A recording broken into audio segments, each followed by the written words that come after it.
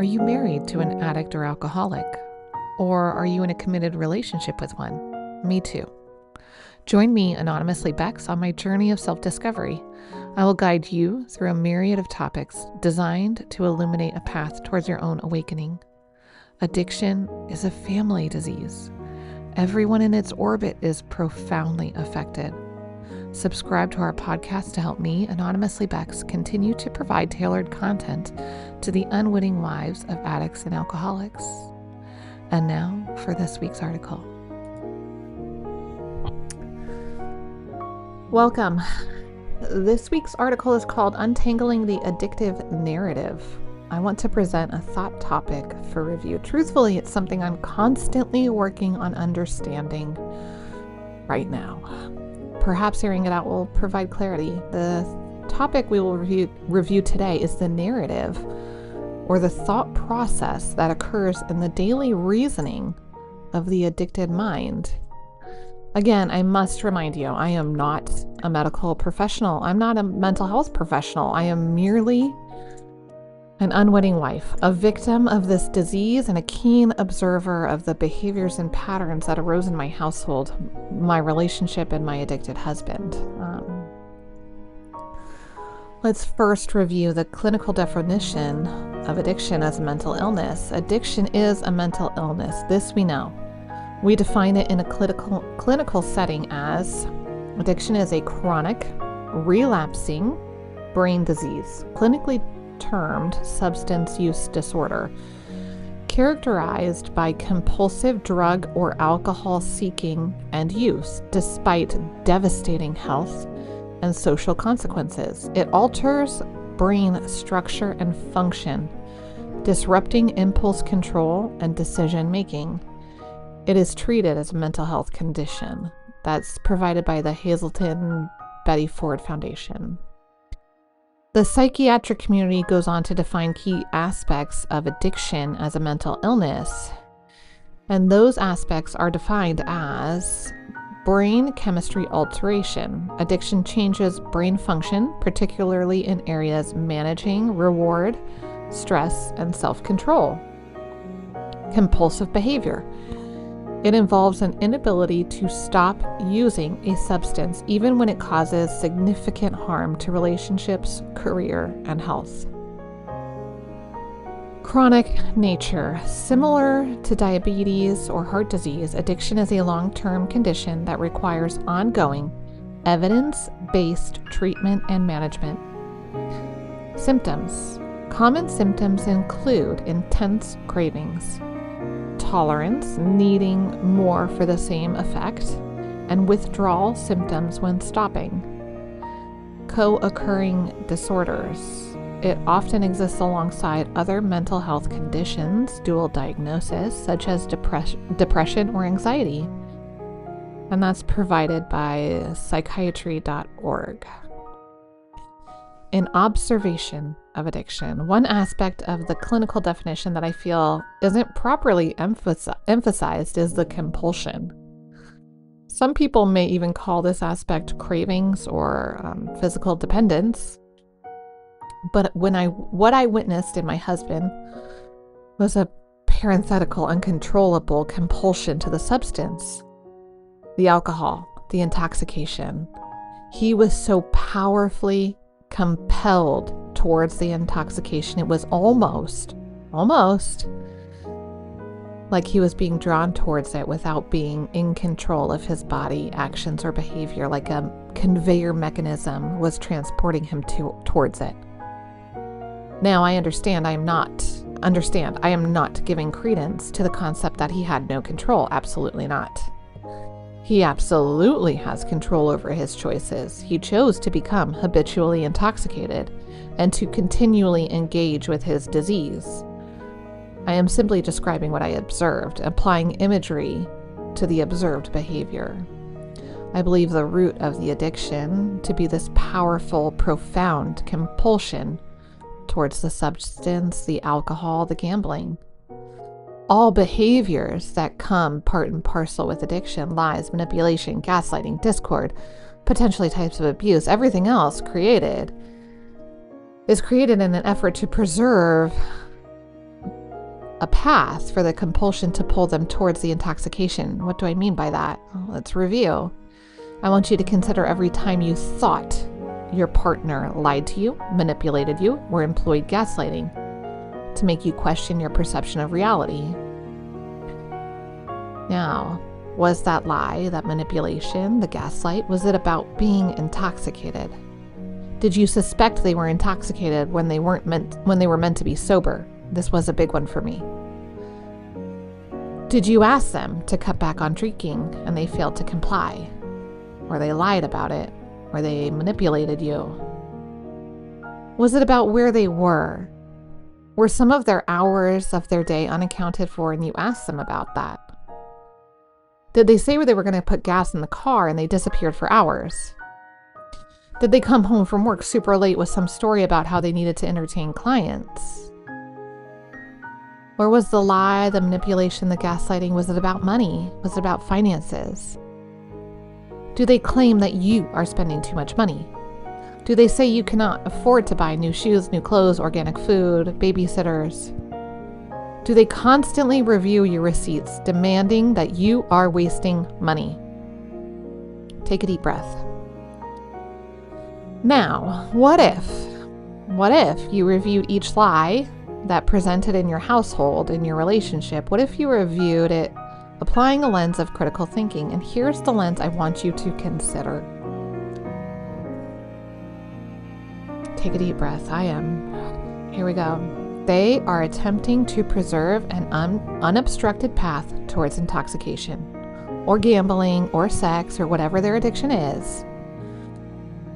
So when they told you, no, I have not been out drinking, or I told you I only drink on the weekends, but you swear you can see it in their eyes, know that they are trying to preserve their path towards intoxication. Or when they disappeared for hours, and when you ask them where they've been, whatever lie they came up with, however believable it may be, know that they are trying to preserve their path towards intoxication. Or when they get mad at you for spending too much money on X, Y, and Z, fill in the blank, know that they are trying to preserve their path towards intoxication. If your partner is living in active addiction, then every effort in their mind returns to the same goal: to preserve their path towards intoxication. When you consider this to be their driving force, it becomes very, very simple. Excuse me. The money that you used on organic strawberries could have bought him a drink. So no wonder he's furious with you for spending any money at all, because you are obstructing his path towards intoxication. Now, to be clear, you may overspend. It is always possible for anyone to work towards being better. Maybe you do need to be better with finances. I know I struggle with that, and I'm working on that. But be honest with yourself and know that the narrative that he is creating and pushing has very little, or possibly nothing, to do with the reality of you. Instead, its primary purpose is about preserving his path towards intoxication.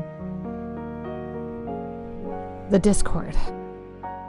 Similar to the lies, the manipulations, and gaslighting, the discord in your relationship was present for one primary reason. Your mere existence was an obstruction in your addicted partner's path towards their own intoxication. What do I mean by this? It's simple. When you are living with someone in active addiction, your goals, your efforts around how you move about the world are in direct opposition of your partner's goals and efforts and how he moves about the world. Recall, he has one objective when he wakes in the morning, and that is when and how he is going to engage with his disease. When and how will he become intoxicated on any given day?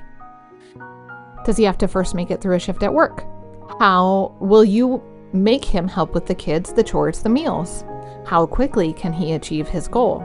This is how his thought process is stacking up his day. Maybe thinking of it this way will help illuminate the mental illness aspect of this debilitating disease. Conversely, when you wake up and perhaps you begin stacking your day like this. It's trash day, so the garbage needs to go out, the bins need to go to the curb. I have to wake the kids, brush the teeth, brush the hair, dress them for whatever the weather is today. Next come the pets. They need to be attended to and then fed. Now it's time to prepare the breakfast. We have to feed everyone. Now I prepare the lunches and pack up the backpacks. I check the schedule, see what's been committed to for the day. Then I pack up the activity bags. Is it soccer today? Okay, where are the cleats? Now I get to drive the team to school drop-off. Now I get to work. I work for a bit, then sort out picking up the kids. I pick the kids up, then I drive them to the afternoon activity. And then I wait there for that to be completed. Now I drive everyone home. I unpack the backpacks, I check the homework that's been assigned for the day, get the kids started on that. I make the dinner, I feed the family, I attend to the pets again. I get the kids into the bath, I clean the teeth, I brush the hair, I put them in pajamas, I do the bedtime routine with the kids. Finally, I get to relax and maybe I fall asleep prematurely on the sofa, or if I'm lucky, I'm already in bed. Do you see the difference in the thought process for your addicted partner's day and your day? Now suppose you ask your partner for help with any of those tasks. Your proposition for them stepping in and helping stands in direct opposition of them becoming intoxicated. This no doubt results in friction, discord, and distress in the household. Now, what if you apply your lens of critical thinking here and stop yourself before falling prey to the argument? What if you pause and ask, is this argument rooted in my addicted partner's attempt to preserve his path towards intoxication today or any other day? And what if the answer to that question was yes?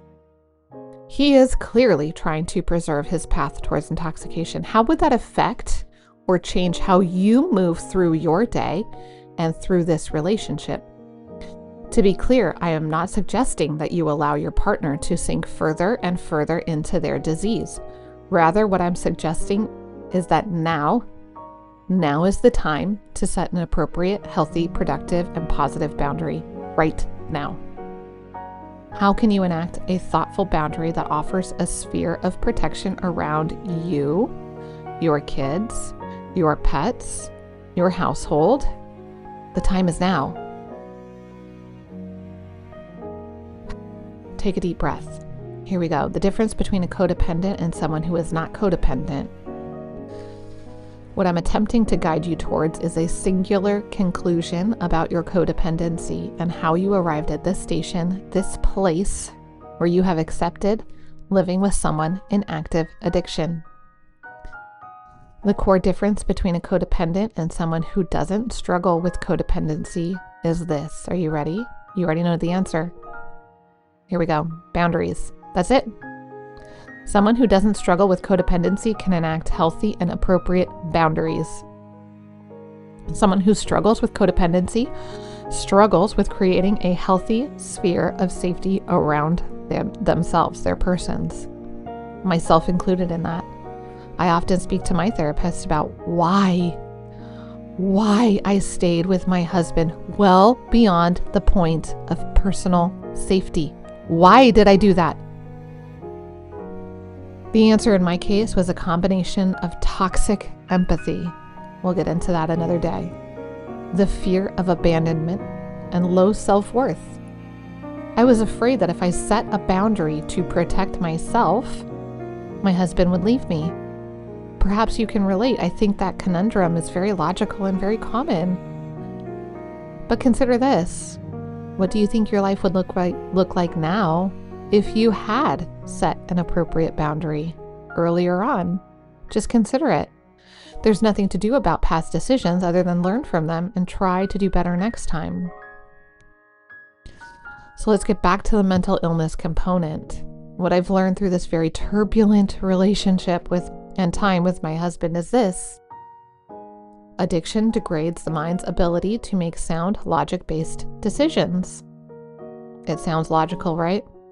And kind of obvious. Addiction degrades the mind's ability to make sound, logic-based decisions because they're intoxicated.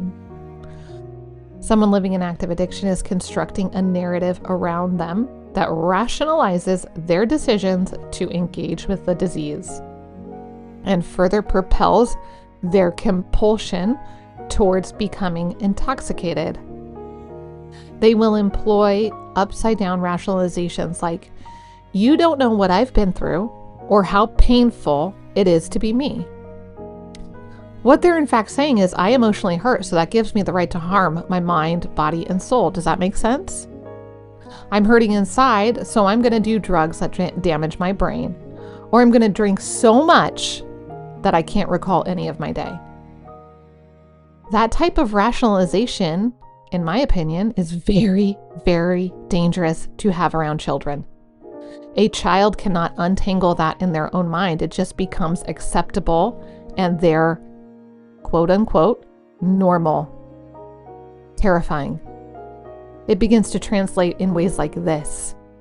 "Well, my dad said his head hurts, so he takes a pill that makes him pass out." Normal. "My grandmother died and I don't know how to make the pain stop, so I'm going to take a pill that numbs everything so I feel better." Normal. "I had a bad day. Some kid said something to me that made me feel insecure, so I'm going to smoke some weed." Normal. "Weed is legal. Get off my back. It's not like I'm doing something illegal." Normal. That rationale, that type of thinking can spiral out of control so quickly, as you have observed being married to someone or in a relationship with someone who suffers from addiction or alcoholism. And for that reason, and that reason alone, I must impress that living with someone in active addiction is dangerous. You are risking everything. By living so close to such darkness, you risk having their rationality become your normal. Learning to accept whatever narrative, no matter how mad it is, as becoming your normal, your kid's normal or acceptable behavior. So I ask you, when you think about your future, is that what you want? Is that what's best for you? Is that what's best for your kids? Until next time, anonymously, Bex. Do you like this content? Do you find it helpful for navigating your own journey? If you do, please take time to subscribe to the Secret Spirits podcast. By subscribing to this channel, you can help me, Anonymously Bex, continue to provide tailored content to the unwitting wife of an addict or alcoholic. If you have comments, suggestions, or are open to sharing your own experience being bound to an addict or alcoholic, email me today, admin@secretspirits.com. Do you need one-on-one support in this time of need? Book a consultation with me, Anonymously Bex, or join our membership program where you can begin to build your own support system. Visit our website, secretspirits.com. Subscribe to our channels, Secret Spirits, to get more from Secret Spirits today.